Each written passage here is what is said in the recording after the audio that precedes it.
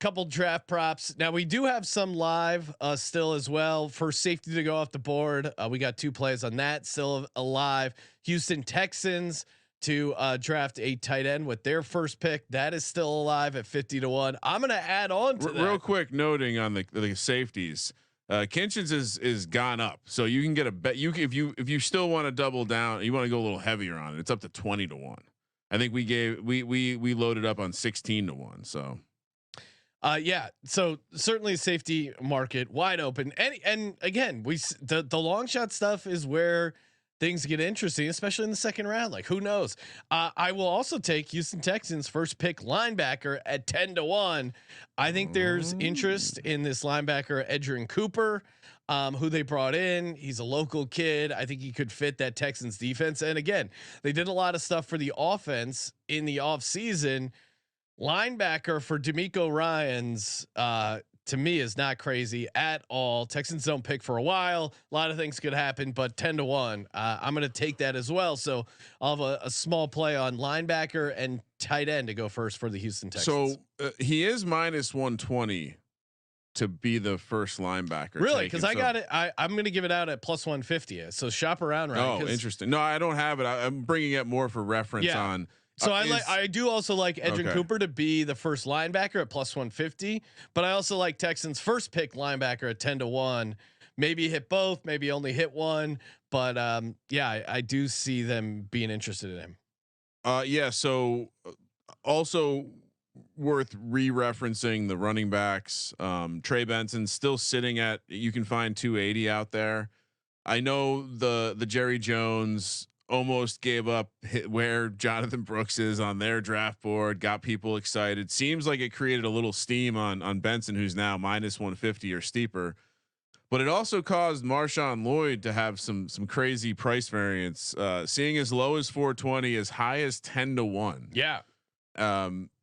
I think there's absolutely, when I saw the price come down, I thought it made sense, and I still don't think we know who the first guy off the board is. So yeah, running that back as well. I got a couple fresh ones. Spencer Rattler to be drafted in the second round is +180.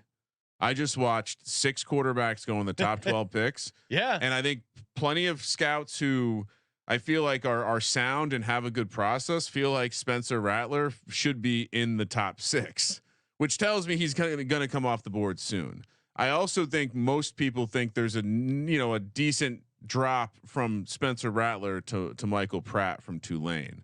And so whoever needs that quarterback, there suddenly becomes a bit of urgency. If you think Spencer Rattler is your guy, number of teams brought him in on a visit. Sean, you were telling me the Falcons brought him in on a visit. Falcons 250-1 to take Spencer Rattler. Are you with me though? Does that not feel like a lock to you at +180 that he goes in the second round? Yeah, I mean, I was trying to work it out because it's like, I guess the idea that he's the only guy in his tier both helps him and hurts him. Yeah, it's interesting because a lot of quarterback needy teams, even some surprise quarterback needy teams, aka the Falcons, did take quarterbacks in the first round. But to your point, he probably is the consensus number 7 quarterback. You would imagine. Put it this way: price doesn't make sense. What quarterback gets drafted ahead of him in the second round? It's not. That's what I'm saying. Pratt almost certainly is not on the same level. It's almost a bet. Will there be a quarterback drafted in the second round? Now, again, sometimes these teams know, hey, I can wait. I'm going to say, just based off visits, based off making sense, you can bet on Spencer Rattler, what the team that will end up drafting him. I'll fire off the odds here real quick because I do think. So you look at some of the chalk stuff. Raiders +140, certainly interesting. Rams 5-1. I don't know. Giants 5-1. The Giants did bring him in. They still need a quarterback. That's interesting. Seahawks, same kind of thing where Geno isn't their guy long term. I'm going to go to the Tampa Bay Buccaneers at 25-1. Oh, interesting. They brought him in. I could see him. Kyle Trask era over. Yeah, well, I don't think they're locked into Trask very much. That's kind of a joke, but you know. No, but I'm saying like I don't. Baker is what. I mean, are they really that committed to Baker long term? Yeah, they gave him a deal, but a 1-2 year deal. Spencer Rattler, Baker Mayfield. What a dynamic quarterback. I would room. say at this point, if you see a quarterback get signed for 4 years or less, that's a bridge contract. That's probably really a 2-year contract, right? 100%. So those teams are still able to add a quarterback. Everyone will use the reference of Alex Smith. The Chiefs were paying Alex Smith on a decent contract when they drafted Patrick Mahomes and let Patrick Mahomes sit for a year, and it worked just fine. Yes. Offensive assistant. I was reading compared Spencer Rattler to Baker Mayfield again. So if you like Baker Mayfield to the point that you're paying Baker Mayfield, I think some of that would translate to liking Spencer Rattler. Certainly at the price at 25-1, feels like a fun long shot. Cause I think who knows where Spencer Rattler is going to go, right? Like if you're drafting a quarterback in the second round, or third. Or third. If you disagree, if you agree with the odds, he's not going in the second. So if you're round. taking a quarterback in the third round, you're not expecting him to start in the next couple of years. So I think it really opens itself to long shot stuff. I looked through the teams that visited with him, and the Bucs were on that list. He didn't have a ton of visits. I think 25-1 makes a bunch of sense. Yeah. So I've given out Edrin Cooper, Texans first pick being linebacker. We already have tight end Ryan, Spencer Rattler to the Bucs.